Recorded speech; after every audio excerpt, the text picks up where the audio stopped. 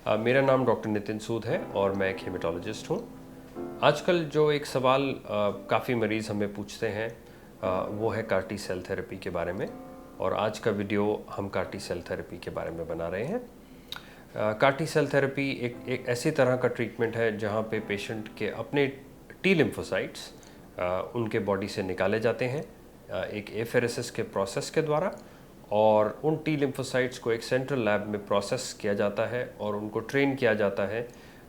Tumour के antigens को recognise करने के लिए, ताकि जब वो टी सेल्स हम वापस बॉडी में डालें तो वो टी सेल्स कैंसर सेल्स को अच्छे से रिकग्नाइज करके उनको बॉडी से इरेडिकेट कर पाएँ।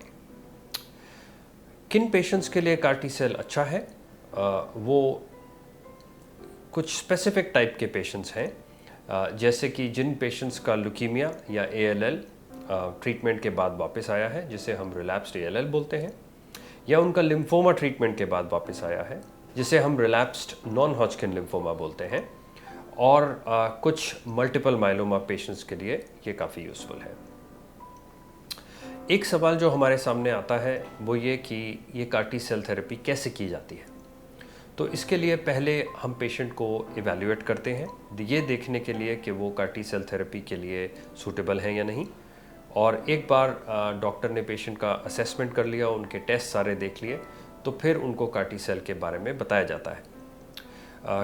उनके टी सेल्स निकालने के लिए उनको एक दिन के लिए भर्ती करके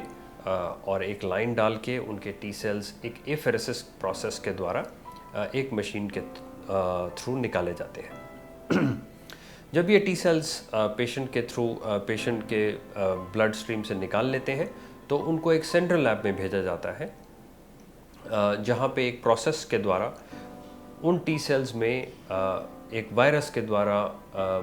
कैंसर के एंटीजेंस रिकग्निशन कैपेबिलिटी उन टी सेल्स की बढ़ाई जाती है।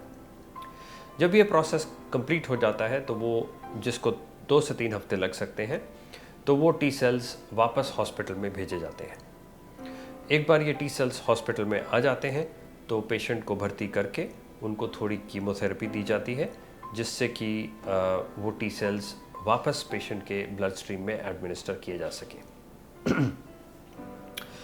इस प्रोसेस के लिए पेशेंट को हम 2 से 3 हफ्ते के लिए भर्ती करते हैं, और इस दौरान थोड़ी कीमो के अलावा उनको कार टी सेल का इन्फ्यूज़न दिया जाता है। जब हम कार टी सेल का इन्फ्यूज़न देते हैं तो वो टी सेल्स जब ब्लड स्ट्रीम में जाते हैं तो कुछ कॉम्प्लिकेशंस हो सकते हैं। इन कॉम्प्लिकेशंस के लिए आपके डॉक्टर आपको एंटीबैक्टीरियल, एंटीवायरल मेडिकेशन और एंटीफंगल मेडिकेशन देंगे, सो दैट जब ब्लड काउंट कम हो और इन्फेक्शन का रिस्क हो तो उस रिस्क को हम कम कर सकें। जो कॉम्प्लिकेशंस कार टी सेल के लिए स्पेसिफिक हैं वो है साइटोकाइन रिलीज सिंड्रोम, जिसका मतलब है कि कार टी सेल्स जब कैंसर सेल्स को अटैक करते हैं तो बहुत सारे साइटोकाइंस रिलीज़ होते हैं जो बॉडी में अपने ब्लड वेसल्स को डैमेज कर सकते हैं, और लंग्स की ब्लड वेसल्स में अगर डैमेज हो तो पेशेंट को बुखार, फ्लू लाइक सिम्टम्स, हाइपोटेंशन और कन्फ्यूजन हो सकता है। जो दूसरा side effect car T cells के लिए स्पेसिफिक है उसको हम आइकैंस बोलते हैं, और यहाँ पे पेशेंट को कन्फ्यूजन, बहुत नींद आना, यहाँ तक कि बात करने में डिफ़िकल्टी होना या एक साइड में वीकनेस हो सकती है। अगर ऐसा होता है तो ऐसे कॉम्प्लिकेशंस को स्पेसिफिक मैनेजमेंट की ज़रूरत पड़ती है, और इस मैनेजमेंट के लिए न्यूरोलॉजिस्ट का इन्वॉल्वमेंट और हो सकता है ICU में